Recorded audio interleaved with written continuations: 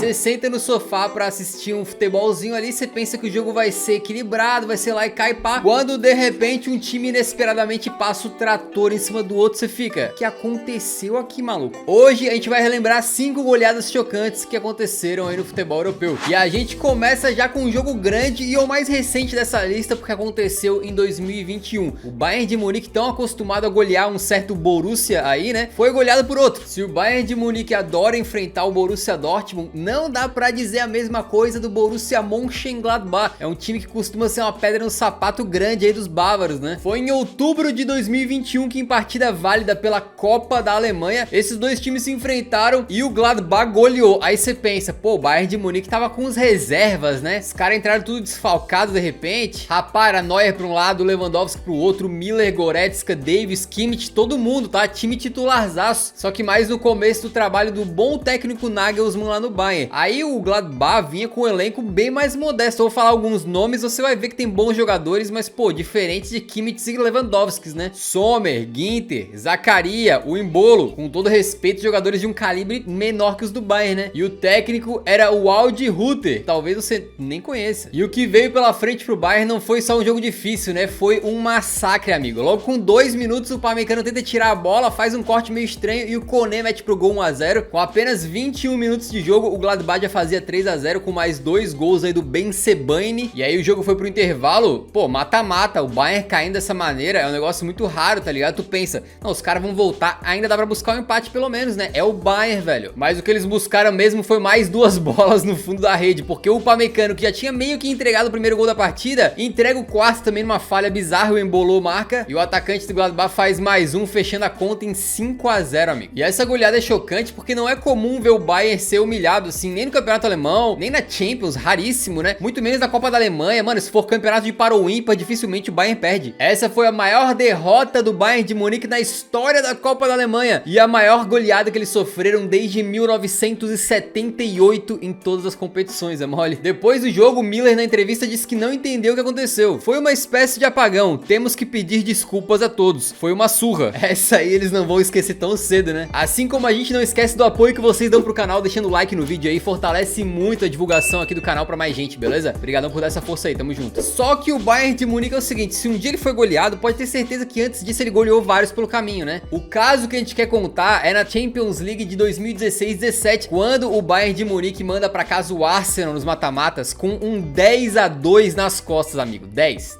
Mas calma que a gente vai explicar tudo direitinho, tá? Nessa Champions, o Arsenal já tava se encaminhando pra reta final da era Wenger no clube, beleza? Já tava um negócio meio morno ali e tal, mas consegue passar da fase de grupos. Só que, cara, o sorteio, quando ele te bota contra o Bayern, geralmente pode dar zica, é ruim, é um mau presságio, amigo. E os Gunners não tinham um time ruim, tá? Então os caras tinham lá, por exemplo, o Ozil e o Alexis Sanchez, numa época que esses caras ainda jogavam mais bola e tal. Tinha sido vice-campeão da Premier League na temporada anterior, tá? O problema é que o Bayern era um absurdo, né? Além de Neuer e Lewandowski, os caras tinham ali o Lan, o Thiago Alcântara, o Robin, o Alaba, uma verdadeira seleção em campo, né? E ainda com o Carleto Ancelotti, um grande técnico ali do lado da linha. Aí a gente espera que o Bayern seja favorito, mas não que atropele de forma assim avassaladora. Tanto é que no jogo de ida o Robin começa fazendo um gol daqueles a la Robin, né? Tipo, mais Robin do que isso é impossível. Só que o Alexis Sanchez empata pro Arsenal aos 30 minutos, pô, vai dar jogo, né? Só que no começo do segundo tempo, bum, Lewandowski broca. Logo depois, o polonês dá um passe de letra magistral pro Thiago Alcântara fazer um gol, que a assistência foi mais bonita que o gol, né? Aí o Thiago, sem perdão, marca mais um, e o Miller fecha a conta. Bayern 5 a 1. Quando você toma uma humilhação dessa no jogo de ida, o jogo de volta, tu já entra sabendo que foi eliminado, mas tenta pelo menos fazer um jogo honroso, quem sabe conseguir um empatezinho, né? Pra não ser humilhado de novo. Só que o Bayern, amigo, de vez em quando eles estão com o modo trator ligado e eles passam por cima. Então o Arsenal abre o placar no jogo de volta aos 20 minutos com o Walcott, iludindo aquele torcedor que gosta de ser iludido, né? Aquele cara que pagou ingresso pra chegar lá e falar: pô, hoje eu vou sonhar com uma remontada, vou sonhar que a gente vai virar. Esse cara chegou a ter uma esperançazinha, só que isso aí acordou o Bayern, né? Aí os caras vieram pra cima. Lewandowski, boom, Robin, Douglas Costa, Vidal,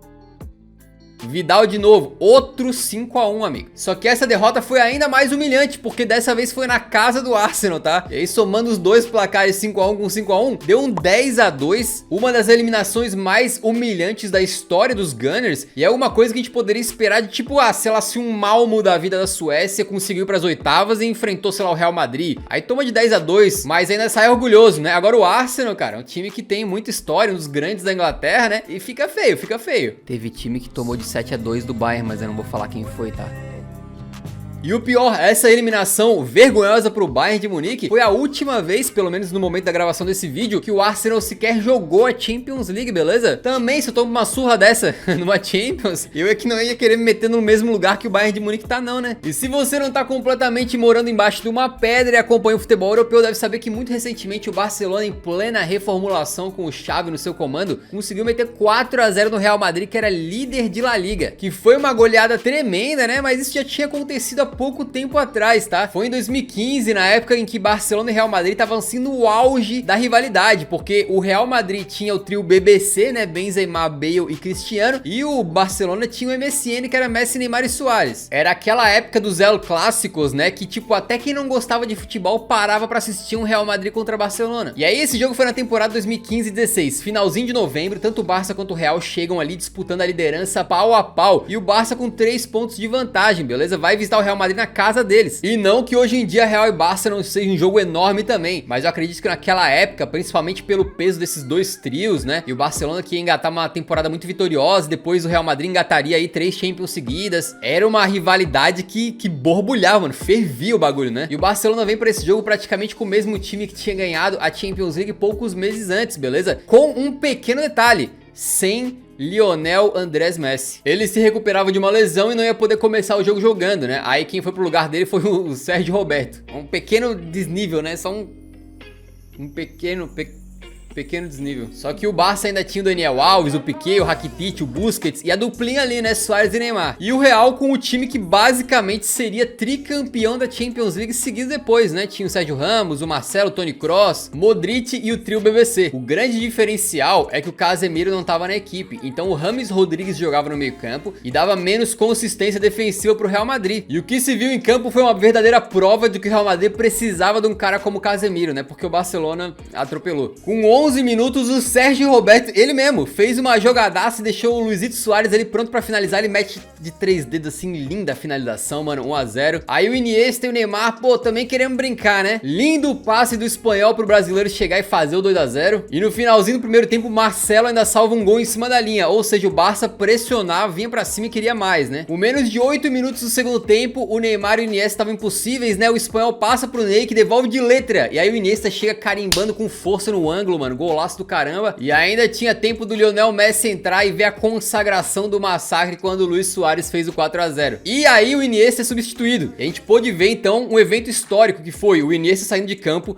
no estádio do Real Madrid e sendo aplaudido por parte da torcida merengue. Pô, mesmo sendo espanhóis, aplaudindo um ídolo da seleção da Espanha, que ganhou tudo com a Celeste, né, com a Fúria. Ainda assim, é Real Madrid e Barcelona, tá? Isso é um fato raríssimo. Com uma rivalidade desse tamanho, é pra poucos o que o Iniesta fez, tá? Apenas 6 anos depois daquele emblemático 6 a 2, o Barça voltava a golear o Real Madrid dentro do Bernabéu. E de certa forma, essa goleada foi boa pro Madrid, tá? E eu vou explicar por quê, velho. Isso aqui não tá à toa no vídeo, beleza? O Real Madrid perdeu e aí começou a dar uma descambada, manja? O Real tropeçando aqui a colar, quando rola um empate com o Valência no final do ano de 2015, o Florentino Pérez olha pro Rafa Benítez e fala: esse cara não dá mais não, velho. E aí nos primeiros dias de 2016 assume o comando da equipe ele, Zinedine Zidane. O resto é história. Com um detalhe: quando o Zidane chega, é ele que bota o Casemiro como peça principal, como um pivô defensivo ali, essencial pra equipe ter o balanço, o equilíbrio que precisava pra ganhar aquelas 3 Champions Leagues que acabaram chegando, né? A gente volta um pouco agora pra temporada 2018-19, que se você lembra bem, é naquela que os esquadrões geniais aí do City, comandado pelo Pep Guardiola, e do Liverpool, comandado pelo Jürgen Klopp, disputaram o título ponto a ponto até a última rodada, em que o City foi campeão com 98 pontos e o Liverpool foi vice com 97, né? Talvez uma das disputas disputas mais acirradas da história dos campeonatos europeus aí, e acirrada em alto nível, né? Os dois times quase fazendo 100 pontos, um negócio absurdo assim. E em meio a todas as vitórias lá do time de Pep Guardiola, teve uma que se destacou muito, né? Foi em fevereiro de 2019, quando o Chelsea, então comandado por Maurício Sarri, foi visitar o Citão, e o Citão era favorito, velho. Mas de ser favorito pra meter uma goleada cachapante no rival forte, é outros 500, né? Especialmente que o Chelsea não tinha um time fraco, né? Tinha o Rudiger, o Aspilicueta, o Kanté, o Jorginho, caras essenciais aí na conquista da Champions de 2021, por exemplo. Tinha o Hazard, que não era esse Hazard do Real Madrid, era o Hazard do Chelsea, que era sinistro, né? E o City indo pra campo cheio dos jogadores que acabaram virando históricos, né? Pelas grandes conquistas dos últimos anos aí. Fernandinho, Gundogan, Bernardo Silva, De Bruyne, além da lenda com Agüero. Então o time do City era poderoso, mas o Chelsea também não era uma baba, né, amigo? E aí com 4 minutos de jogo, o Bernardo Silva bota pro Sterling, que abre o placar. Aí, amigo, quando você toma um gol tão cedo de um time de Pep Guardiola, meio que você jogou seu jogo no lixo, porque você vai ter que ir pra frente, mano, pra tentar empatar. E aí você deixa espaço, e o time do Pep geralmente não perdoa se ele encontra espaços pela frente, né? Poucos minutos depois, Agüero manda no ângulo, 2 a 0. 18 minutos de jogo, o Barkley jogando pelo Chelsea entrega e o Agüero faz mais um. Com 20 minutos de jogo, tava 3 a 0 pro City, o que poderia ser um confronto equilibrado, tava um passeio. E o Gundogan não teve piedade, porque aos 25 ele faz o quarto. Se continuasse nesse ritmo, estatisticamente, né, 4 gols a cada 25 minutos, o jogo ia acabar o quê? Uns 15 a 0. Mas pra sorte do Chelsea, só deu tempo do City fazer mais 2, né? Só mais 2. Manchester City 6, Chelsea 0. Simplesmente uma das goleadas mais humilhantes de todos os tempos pros Blues, e a maior goleada que eles já sofreram na história da Premier League.